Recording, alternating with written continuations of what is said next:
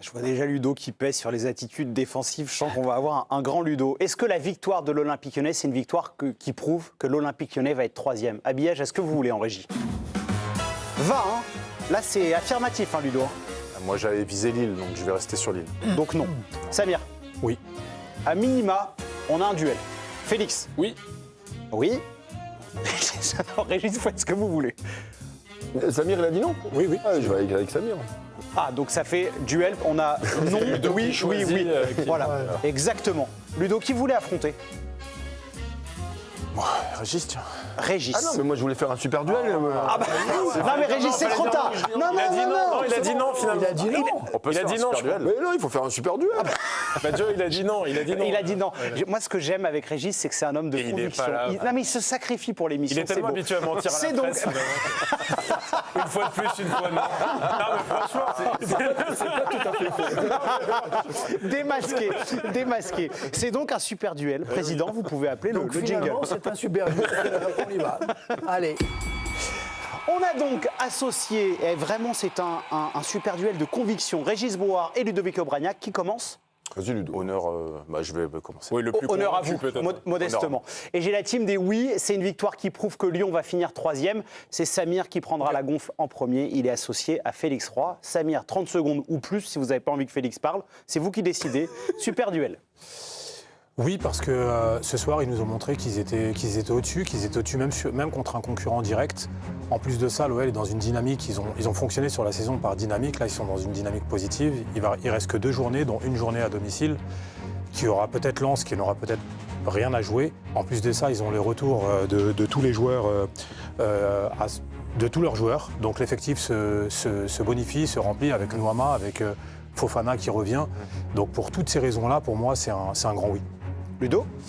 Ouais, c'est vrai que Lyon est sur une belle dynamique, mais c'est vrai que les Lillois ont l'expérience de ce genre de fin de saison. Je les ai trouvés plutôt bons malgré le match nul contre le Havre. Je ne sais pas, il y a une dynamique de fin de saison, même si Lyon retrouve de l'allant. Il y a aussi le calendrier. Je crois que Lille est capable de battre Monaco et Lyon a un calendrier difficile aussi, en allant à Toulouse qui vient de battre Strasbourg et en recevant Lens qui, à mon avis, restera pied au plancher. C'est toujours non pour Régis. Non, comme Ludo était parti sur Lille. Il y a quelques semaines, on nous avait posé la question qui vous pouvez voir en 3e place. Moi, j'avais dit Monaco. On regarde le calendrier. Alors, effectivement, Lyon a fait un très bon match avec une équipe séduisante. Mais tous les week-ends, on va se rendre compte, à cause du calendrier, qu'il va y avoir des résultats surprenants. Lille, qui a fait un bon match après-midi, aurait mérité de gagner, ils ne l'ont pas fait. Donc des matchs nuls, il va y en avoir encore dans ces 2 dernières journées. Il risque d'avoir des surprises.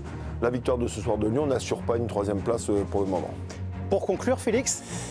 On ne devrait pas être surpris parce que les fins de saison au Groupama Stadium sont systématiquement sujettes à un rebondissement et une espèce d'énergie globale qui a trait à l'identité de ce club. Et il y a un truc qu'on perd de vue parfois, on parle de calendrier, d'hommes en forme, de retour de blessure, et ça m'a raison, c'est le talent. Le talent, il est côté lyonnais, et on l'a vu encore une fois ce soir.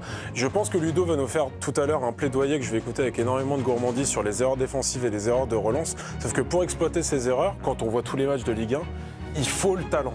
Il faut le bon contrôle, la bonne passe dans la course et la bonne frappe comme celle d'Hendrick ce soir. On parlera d'Afonso Moreira plus tard. Lyon est au-dessus. Régis ou Ludo, il y a 1 seconde. C'est personnel. Personnel. Certains se demandent pourquoi Ludovic a si bonne mine. Il était en vacances, voilà, et donc il est généreux. C'est le seul homme en France qui rentre de vacances plus riche qu'en partant. C'est formidable. Si vous pensez que l'Olympique Lyonnais va finir 3e, vous votez pour Samir et Félix. Au contraire, si vous pensez que ce n'est pas encore décidé, vous votez pour Régis et Ludo.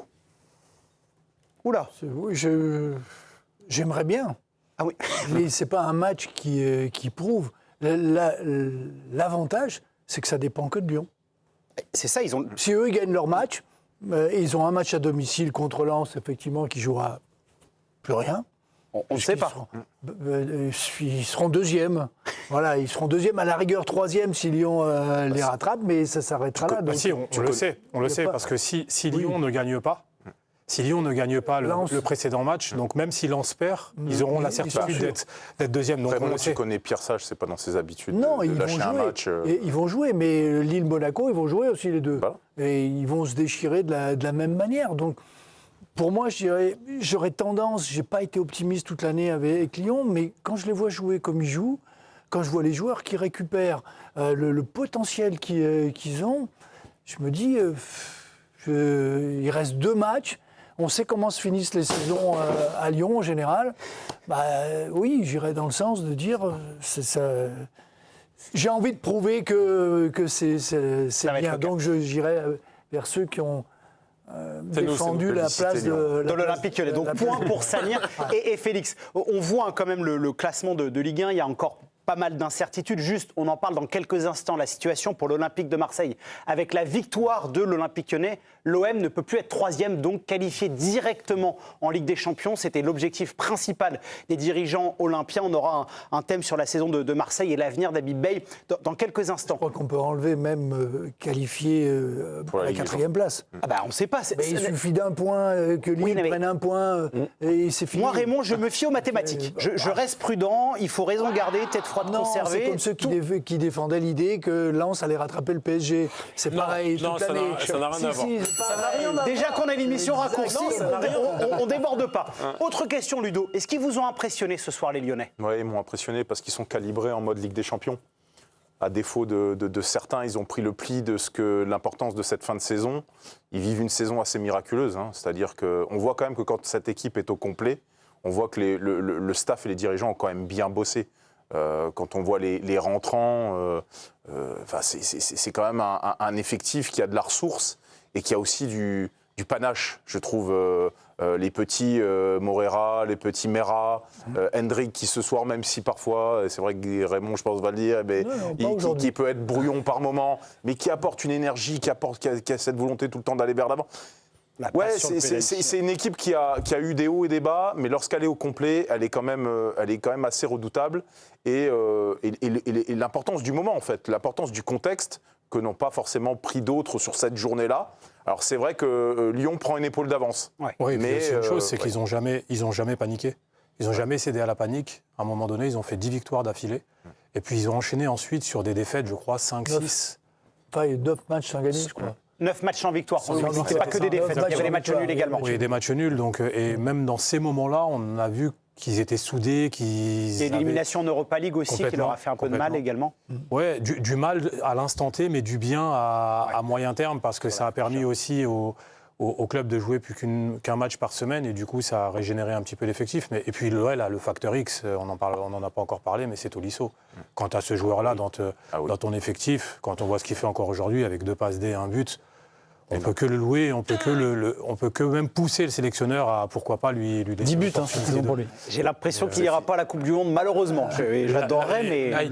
L'année de sa meilleure année en Ligue 1, d'ailleurs. Ouais, c'est assez incroyable. Sur ce que nous dit Samir sur le côté rester calme dans les moments difficiles, on va en parler dans quelques instants du côté de l'Olympique de Marseille. Ils ont eu des hauts très très hauts et des bas très très bas. Finalement, la grande victoire de Lyon cette année, c'est la gestion des émotions. Complètement. Ouais, ils sont restés sur une ligne de conduite avec tous les malheurs, avec tous les blessés qu'ils ont eu pendant la saison. Je veux dire, même le match de ce soir, ils sont quand même menés au score. Le scénario du match peut les faire un peu douter. Et puis, ils sont revenus. Quel but ils prennent en plus. Un but magnifique. Ils prennent un but magnifique. On aurait pu croire à un moment que ça va... Et puis non, ils ont remis la machine en route. Je les ai trouvés vraiment séduisants dans le jeu, parce qu'à l'image des buts qu'ils ont marqués, les buts sont magnifiques dans la construction. Je trouve qu'il y a un amalgame entre les anciens et les jeunes joueurs qui fonctionne bien. Ça court bien, ça se déplace bien. Il y avait un banc aussi qui était intéressant par rapport au dernier match où ils avaient un banc un peu compliqué et difficile. Là, il y a les joueurs qui sortent, il y a les joueurs qui rentrent. Ça fait du bien. Ça va être un atout pour cette fin de saison. Il faut bien reconnaître que ce soir, ils ont fait un vrai match, parce que Rennes n'a pas fait un mauvais match non plus. Rennes a fait un bon match. De toute façon, globalement... Ça a été un bon match de foot ce exactement. soir. Exactement. Bravo, c'était vraiment plaisant à regarder. Félix, vous qui voyez... Pardon, vous voulez dire... Allez-y, Samir. Je disais juste que quand tu vois la maîtrise collective de l'OL ce soir par rapport au Stade Rennais, tout en sachant que c'est un de ses concurrents directs, aujourd'hui, on a vu une vraie différence dans la gestion même des temps forts et des temps faibles. L'OL n'a jamais paniqué, même quand ils étaient menés. Et ils ont construit leur match, et en fait, ils ont, quelque part, au fur et à mesure du match, marché sur Rennes et montré leur supériorité. Où ils ont été très bons, c'est dans la récupération. Ouais. Parce que Rennes essaye de... Sur l'agressivité, vous les avez pour trouvés aller très les forts. chercher, Ouais. bah oui, pour aller haut, pour aller faire un vrai pressing. Ouais, parce que Rennes, et ils même essaient de- les défenseurs qui n'ont pas lâché. Parce qu'on voit les buts, c'est souvent des récupérations sur des ballons un peu devant des Rennais, ou c'est Abner qui l'a fait 2 fois, je crois, qui vient et qui passe devant. Et souvent, ils ont gardé la maîtrise et la pression sur l'adversaire, et ils les ont étouffés, ouais, complètement. Bah, l'image du 3e but, hein, c'est sur une sortie de balle de Rennes.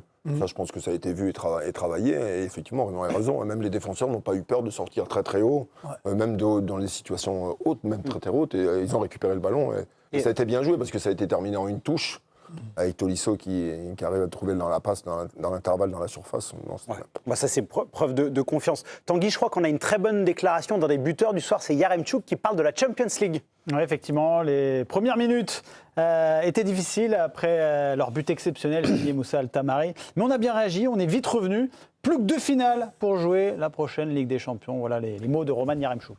Félix, sur cet effectif de l'Olympique Lyonnais, est-ce qu'il y a un joueur ce soir qui vous a particulièrement marqué, une forme de coup de cœur? Oui, bah, on a tous le même, c'est Afonso Moreira, je pense. Ouais. Qui a quand même un gamin assez prodigieux. Et je pense que Il a du peps et de l'énergie. Hein.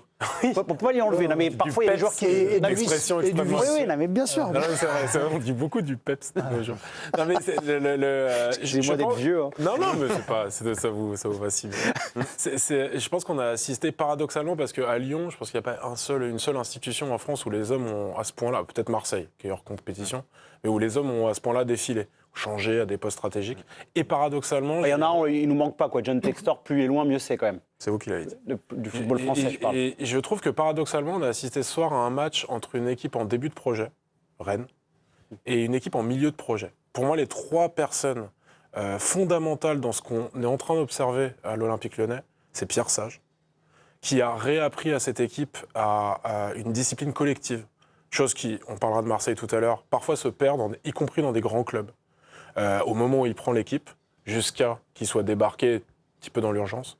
La deuxième, c'est évidemment Paulo Fonseca pour ce qu'il a fait de certains joueurs. Je pense à Niakate. Je pense à énormément de membres de cet effectif. Ça tombe bien que Vous pouvez remercier Paul Giffard en régie. que la compo soit encore affichée. Je pense à Abner Vinicius. Et il faut le dire, je pense à Mathieu Louis-Jean. Ouais, c'est important. Mathieu Louis-Jean, dans un anonymat que je qualifierais Qui était où avant? de quasi total. Non, mais Ah, mais il était où avant? Non, mais il était à l'OM, mais pas au même poste. Oui, non, mais il était à l'Olympique de Marseille. Enfin, Non, mais il faut faire du factuel. alors, ok, je rectifie. Je pense à Mathieu Louis-Jean avec le trousseau de clés. D'accord. Non, mais faut Oui, le bien dire. Mais sûr. après, c'est pas pour excuser quoi que ce soit, mais quand même réaliser des coups qui, en Ligue 1, nous qui suivons la Ligue 1 au quotidien, il est à quoi, 95% de réussite? Oui, il a Sur tout fait ce des qu'il très a fait, très bons coups. Oui, oui. y compris Yaremchuk. Combien de clubs, de grands clubs qui visent le haut de tableau, se sont dit à un moment oh là là, il nous faut un neuf, il faut un mec dans la surface qui est capable de centraliser des ballons, de les dévier, je sais pas quoi. Combien de fois ça a tourné vous vous rendez compte, le panic buy, ils sont allés chercher ce mec a les pieds carrés, ça arrivait à Marseille, ça arrivait y compris à Paris à une certaine époque, ça arrivait à Nantes, ça arrivait à Rennes. Dans plein de clubs, cette espèce d'achat. Pendant 2 mois, il avait les pieds carrés. Et Il les avait. Hein. Paolo Fonseca là-dessus, ils se sont rendus compte qu'en fait, y compris avec Hendrick, tu serais dit à une époque, on va prendre une star du Real Madrid en devenir, qu'on va avoir en prêt, qui va centrer sur Yaremchuk. Félix, je me permets de rajouter un élément sur ce que tu dis. C'est aussi à Mathieu Louis-Jean, on lui doit aussi ce qu'il a fait dans le vestiaire. On parlait énormément de la mentalité lyonnaise, de ce, entre guillemets, des clans lyonnais et autres. Et là, il a pris quand même quelques responsabilités quand tu renouvelles pas la Casette, même si je pense que la situation économique a aussi fait que. Oui.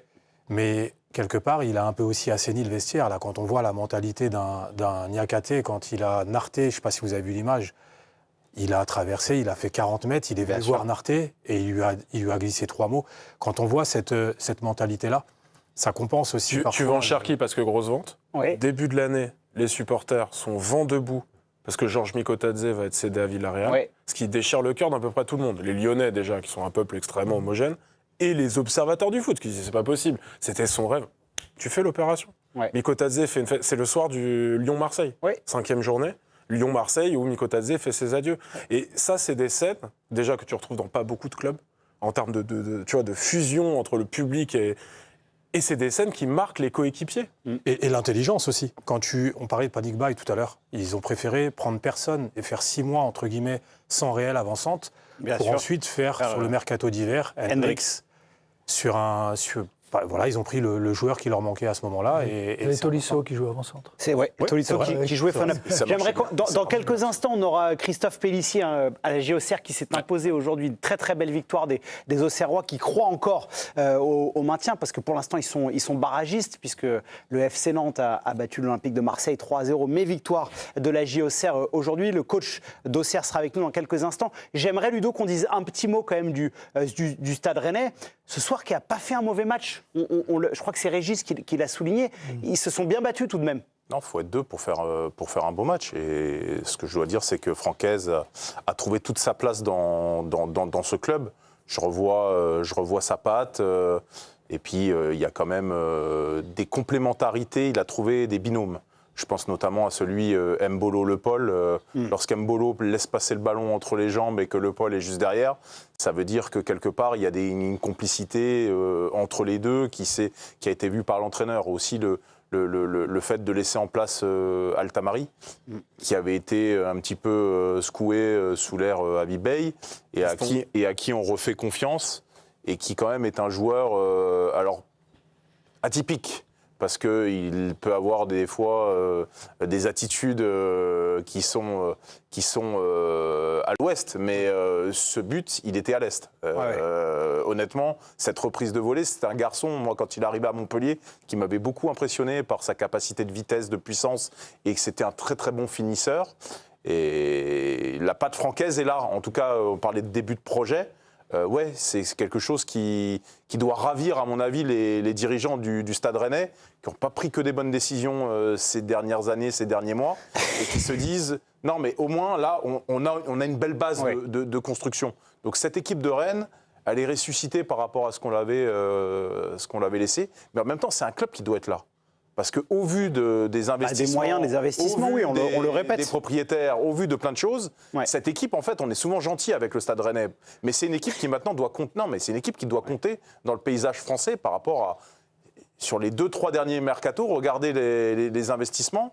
Stade Rennais et ils en ont dépensé les sous, ça c'est sûr. Il faut souligner la remise en question de Franck, parce que sur son passage à Lens ou à Nice, il était dans des options de jeu, il aimait bien jouer à 3 derrière. Oui. En arrivant à Rennes, il a modifié quand même ses schémas à lui, il est passé dans un 4-4-2 avec des binômes exactement qui fonctionnent bien. Après, donc lui, il a une réflexion autour de son effectif. Il faut remettre un peu aussi, parfois on tombe sur les entraîneurs. Oui, bien sûr. Lui, il a su s'adapter par rapport à l'effectif qu'il avait, et ça fonctionne bien, parce qu'il y a une vraie idée de jeu. On a bien vu ce soir qu'il y avait des choses qui étaient mises en place. Il était devant sa télé et il voyait que son prédécesseur a essayé de jouer à 3 pendant 6 mois et qu'il n'avait pas les joueurs pour le faire. Quoi.